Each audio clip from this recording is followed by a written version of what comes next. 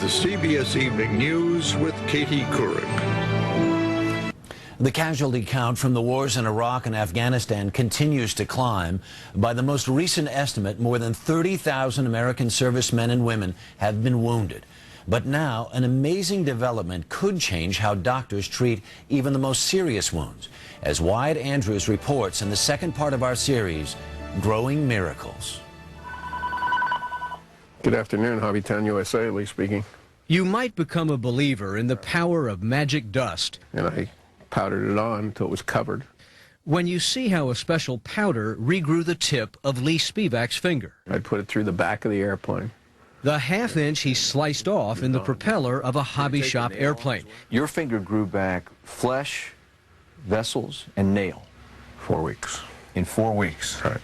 Is this essentially what regrew Mr. Spivak's finger? Yes, it is. We took this, turned it into a powdered form. This powder is a medical product called extracellular matrix.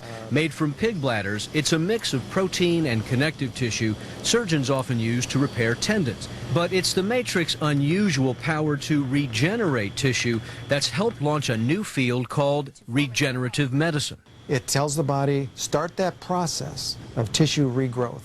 At the University of Pittsburgh's Center for Regenerative Medicine, Dr. Stephen Badelick believes the matrix somehow mobilizes cells, some of them adult stem cells, whose job it is to maintain and repair injured tissue. It will change the body from thinking that it's responding to inflammation and injury to thinking that it needs to regrow normal tissue.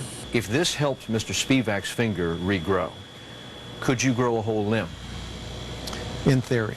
That theory that it might be possible to grow an entire limb is about to be tested by the United States military. The Army, working in conjunction with the University of Pittsburgh, is about to use that matrix on the amputated fingers of soldiers home from the war. Can we make skin? Can we make bone? Dr. Stephen Wolf at the Army Institute of Surgical Research says the military has invested millions of dollars in regeneration, hoping to regrow limbs, lost muscle, even burned skin. It's hard to ignore that this guy is missing half his skin. This guy is missing his leg. Is there any way we can make that go back? Some of that technology exists. Several different technologies for harnessing regeneration are now in clinical trials around the world. This machine, being tested in Germany, sprays a burned patient's own cells onto a burn, signaling the skin to regrow. You could fashion this into a tube like this.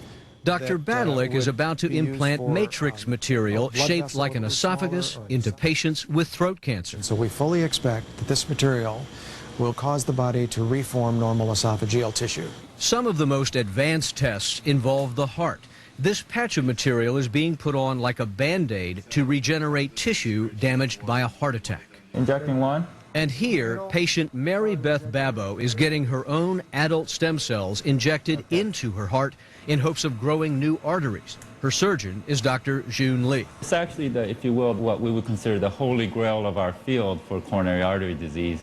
The holy grail, because if stem cells can regrow arteries, there's less need for surgery. If people don't have to go through that, this would be the way to go if it works. This is only 2.5 years old. Lee Spivak jokes he's got a 69-year-old body and a 2-year-old fingertip. But his fingertip has researchers imagining a time when regrown limbs replace prosthetics, when regrown tissues replace surgery, when the body does its healing with cells from within. Wyatt Andrews, CBS News, Pittsburgh.